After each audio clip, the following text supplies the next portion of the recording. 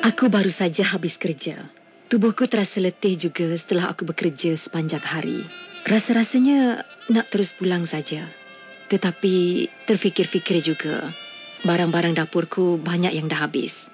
Sekiranya aku terus pulang, petang atau malam nanti, aku terpaksa keluar juga untuk membeli barang-barang itu. Lama juga aku berfikir dan fikiranku berbelah bahagi untuk membuat pilihan. Sama ada nak pulang atau nak ke pasar raya itu. Tak apalah, jika aku terus membeli barang-barang itu, petang dan malam nanti aku boleh berehat di rumah saja. Lalu aku terus ke pasar raya itu, iaitu tempat yang selalu aku membeli barang-barang keperluan untuk rumahku. Di situ kebiasaannya aku ditemani oleh anak sulungku. Dia akan mengeluarkan barang-barang dari dalam troli dan dimasukkan ke keretaku. Semasa perjalanan pulang, kadang-kadang kami singgah di restoran untuk makan. Buat anakku yang 2 orang yang tak ikut kami itu, biasanya aku akan membungkus makanan untuk mereka. Buat suamiku pula, jarang sangat aku berbuat begitu. Kecuali ada pesanan daripada dia. Kebiasaannya dia akan makan siap-siap sebelum pulang ke rumah pada petangnya. Kali ini aku keseorangan ke pasar raya itu. Pasar raya, biasalah, ramai juga manusia ketika itu. Aku tak menghiraukan mereka kerana masing-masing begitu sibuk memilih barang-barang keperluan untuk dibeli. Aku pun sibuk juga. Sibuk berfikir apa yang hendak dibeli dan sibuk mendapatkan barang-barang dan kadang-kadang sukar nak memilih yang mana satu kerana ada pelbagai jenama dari barang yang sama. Selepas membuat bayaran, aku menolak troli melalui tangga yang bergerak untuk keluar dari pasar raya itu. Aku sebenarnya membeli barang-barang keperluan itu dari tingkat 2 pasar raya itu. Selepas aku sudah memasukkan semua barang yang aku beli itu, ketika bonet belakang keretaku hendak ditutup, tiba-tiba aku terperasan sesuatu. Itu suamiku. Dia dari mana? Mungkin dia baru keluar dari restoran yang terletak di sebelah pasar raya itu. Tapi siapa perempuan yang berjalan beriringan dengan dia tu? Rasa-rasa perempuan tu macam aku kenal. Aku pernah melihat dia sebelum ini. Ya, aku pernah melihat dia sebelum ni. Aku pernah melihat dia ketika dia ke rumah aku. Tak kurang dah 3 kali rasanya. Dia adalah salah seorang pekerja di jabatan yang diketuai oleh suamiku itu. Dia juga merupakan orang kuat dan orang harapan suamiku. Dia begitu ramah dengan aku dan baik juga dengan anak-anakku. Kedatangan dia ke rumahku adalah berkaitan dengan tugas mereka yang tak dapat diselesaikan di pejabat. Kadang-kadang dia berjam-jam di rumahku untuk menyiapkan kerja yang tertangguh itu. Aku sebenarnya terasa pelik juga, tapi aku pendamkan saja di dalam sanubariku tanpa aku bertanyakan suamiku. Aku berasa pelik. Kenapa kerja-kerja yang tertangguh itu perlu disiapkan di rumahku? Mungkinkah mereka mahu mengelakkan rasa curiga dan rasa cemburu yang bakal timbul dalam hati aku jika mereka berdua-duaan di luar? Mungkin juga. Tapi sekarang dah berlaku. Jika berdua-duaan begini di luar, apa maknanya? Aku sudah mula rasa curiga. Apatah lagi, mata aku sebagai saksi bahawa ia benar-benar berlaku di hadapan diriku. Perlahan-lahan aku menutup bonet keretaku tanpa mereka sedar bahawa aku sedang menyaksikan pergerakan mereka. Aku biarkan mereka berlalu dahulu dan kemudiannya barulah aku menghidupkan enjin keretaku untuk aku pulang ke rumah.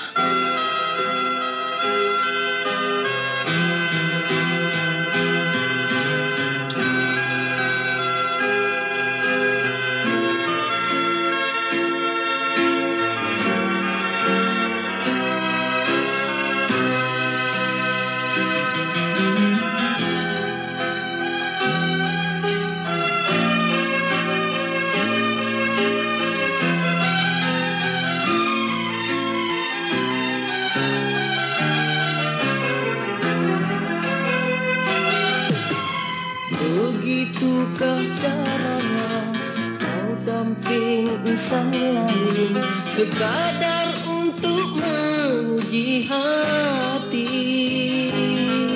pada kesetiaanku dan kasih sayangku. Kau berpura dan tak pernah mengerti.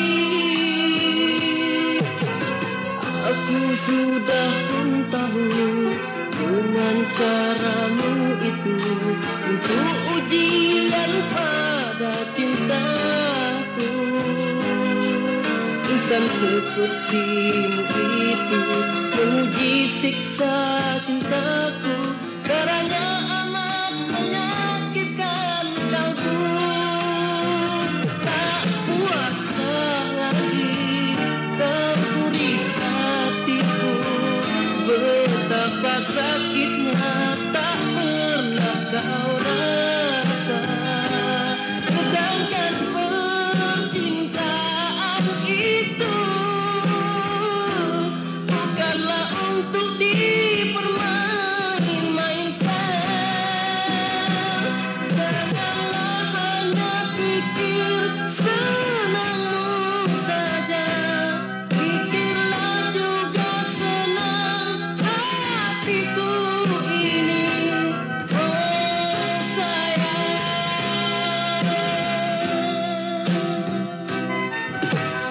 kini aku merayu, jangan siksa hatiku dengan cara sindiranmu itu. Aku akan terus derita, tersiksa jiwaku merana, jika dia terus kau dampingi.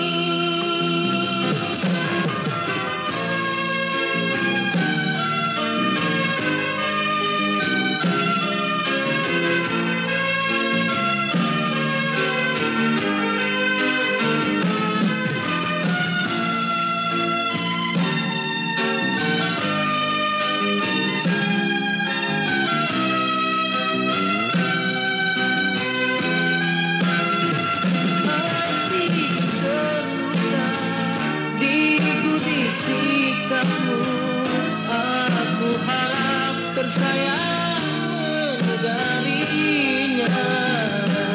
Sedangkan percintaan itu bukanlah untuk dipermain-mainkan.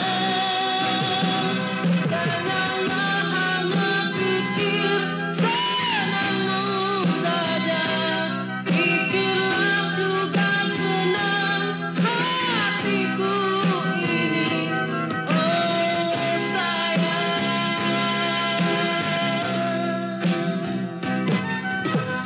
kini aku merayu, jangan siksa hatiku dengan cara sindiranmu itu. Aku akan terus derita, tersiksa jiwaku merana, jika dia terus kau dampingi.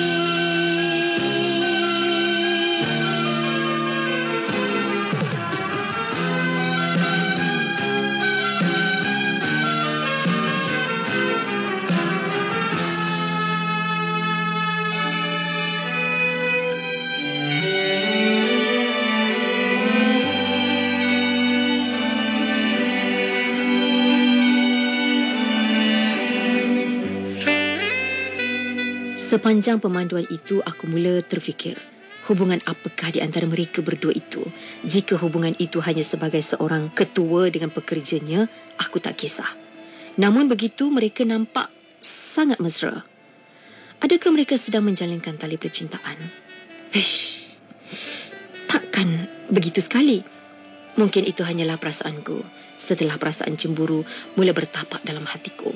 Petang itu, dah dekat pukul 7 malam, barulah suamiku tiba di rumah. Kebiasaannya dalam 5.30 petang, dia sudah ada di rumah, tapi petang itu dia agak lewat. Kenapa? Apabila aku tanya, beginilah jawapannya kepada aku. Banyak kerja di pejabat hari ini. Banyak cek yang perlu disign dan barang-barang pejabat yang dipesan. Petang tadi baru sampai. Kebetulan kerana seorang tu cuti sakit pula hari ini. Aduh, letih sangat rasanya hari ini. Jawabnya ketika dia duduk di sofa sambil menghirup air yang aku sediakan untuknya. Jawapannya amat-amat mengecewakan aku. Kenapakah dia sembunyikan yang dia keluar dengan perempuan itu, sedangkan aku tahu kisahnya? Apakah hal ini aku perlu bertanya dia? Nanti dulu. Aku tak perlu tergesa-gesa kerana aku perlu tahu sejauh mana perhubungan mereka itu terlebih dahulu. Aku nak lihat lagi sejauh manakah dia nak berpura-pura dengan aku dengan jawapan-jawapan palsu yang direka-reka untuk melepaskan dirinya. Tak disangka sama sekali begini keadaan dirinya setelah dinaikkan pangkat sebagai ketua di jabatannya itu. Peristiwa hari itu telah berlalu. Aku sangkakan ia tak akan berulang kembali. Tetapi ramalan aku itu tidak benar. Peristiwa yang sama berlaku lagi pada hari esok dan hari-hari seterusnya.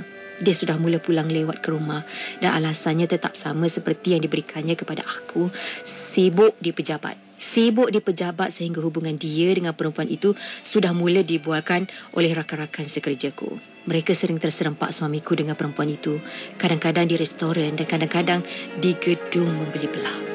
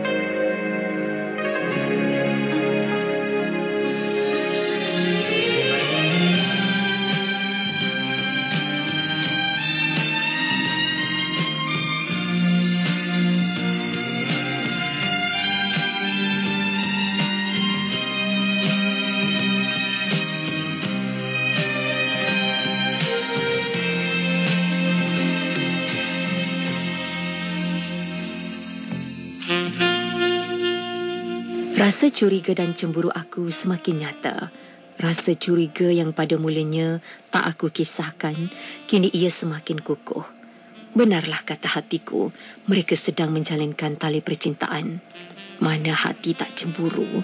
Dia sudah mula melebih-lebihkan perempuan itu. Aku pula seakan-akan disisihkan. Aku amat rasa situasi seperti itu. Jika hari tak bekerja, kami sering berjalan bersama dan membawa anak-anak untuk melancong. Sebut saja ke mana, kami akan ke sana. Tapi kini, ia tak berlaku lagi. Sehingga anak-anakku juga perasan. Apabila diajak, dia sering memberikan 1000 alasan. Di dalam fikiran aku begitu buntu memikirkannya. Suatu peristiwa lain yang paling mengecewakan aku telah berlaku. Hari itu adalah hari Jumaat. Manakala Sabtu dan Ahad sememangnya dia bercuti. Begitu jugalah dengan diri aku. Selepas sahaja selesai sembahyang Jumaat, dia meminta aku menyediakan beberapa pasang pakaiannya untuk dimasukkan ke dalam beg. Aku telah melipatkan pakaiannya dan aku masukkan ke dalam beg seperti yang diarahkannya itu. Katanya dia ada mesyuarat tergempar yang perlu dihadirinya.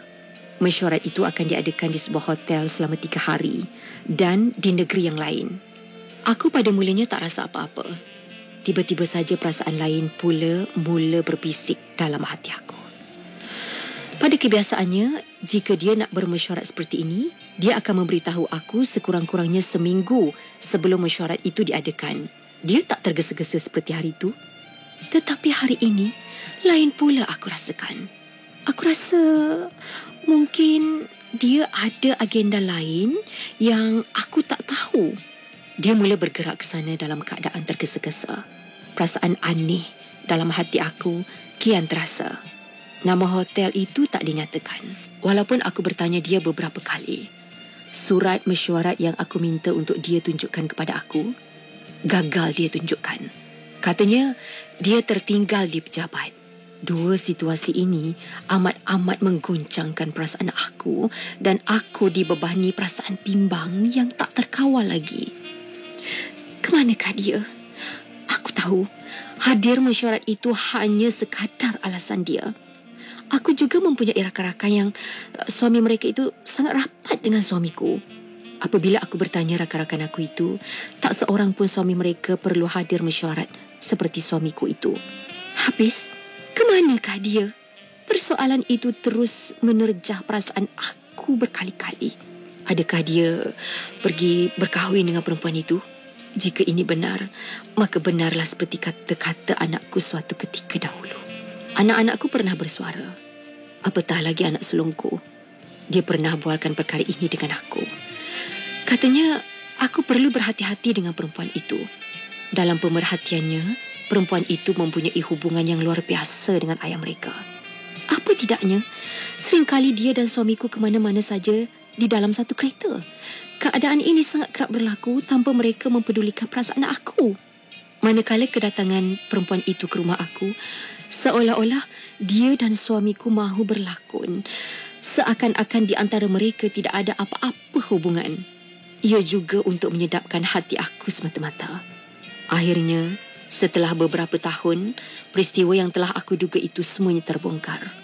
Benarlah, seperti apa yang aku dan anak-anak aku ramalkan. Rupa-rupanya, mesyuarat yang perlu dia hadiri dulu, itu cuma olok-olok. Sebenarnya dia pergi bernikah dengan perempuan itu. Patutlah, dia jarang berada di rumah sejak akhir-akhir ini. Rahsianya terdedah apabila isteri keduanya itu melahirkan anak mereka dan dia diminta untuk menguruskannya. Kan? Apa saja yang berbisik di hati dan sanubari aku itu, semuanya bukan dusta. Apa nak cakap lagi? Aku bermadu rupanya. Aku tahan air mata ini supaya jangan menitis. Tak menitisnya air mata aku ini kerana aku sudah tahu cerita suamiku dengan perempuan itu sejak awal lagi. Aku sedar tak guna aku rayu, tak guna aku meratap ketika itu kerana orang mabuk cinta tak akan dengar apa yang kita cakap lagi. Dia rasa dia perlu teruskan, maka inilah yang dibuatnya. Aku tak kisah. Anak-anak aku sudah besar dan aku memiliki kerjaya aku sendiri. Jika dia nak tinggalkan aku Aku reda dan pasrah. Serta silakan. Aku dah muak dengan perangainya. Sehingga kadang-kadang aku dan anak-anak aku tak dipedulikan lagi. Kau tak mampu sebenarnya, wahai suamiku. Sebab kau lebihkan sebelah pihak saja. Sedangkan aku dan anak-anak kau abaikan. Alangkah mudahnya kau putuskan cinta bila kau tergoda pujuk rayu si dia. Kau tinggalkan aku, kau lupa sumpahmu yang sanggup bersama waktu suka dan duka. Kini aku bersendiri menyembuhkan luka. Tak guna kau ungkit lagi cerita lama. Kau tinggalkan aku, kau lupa sumpahmu yang sanggup bersama waktu suka dan duka. Tak pernah ku mimpi kau hadir kembali,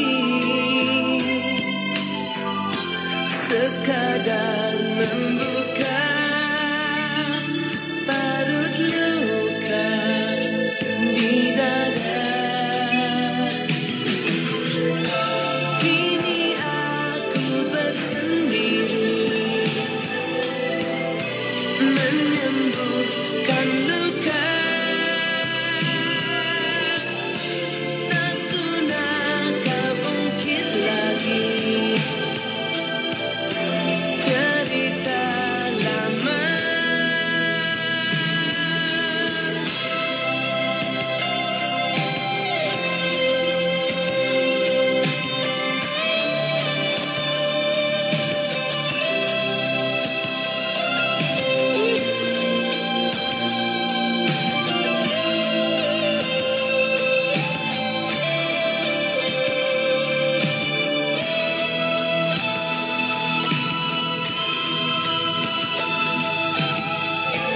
Kau tinggalkan aku,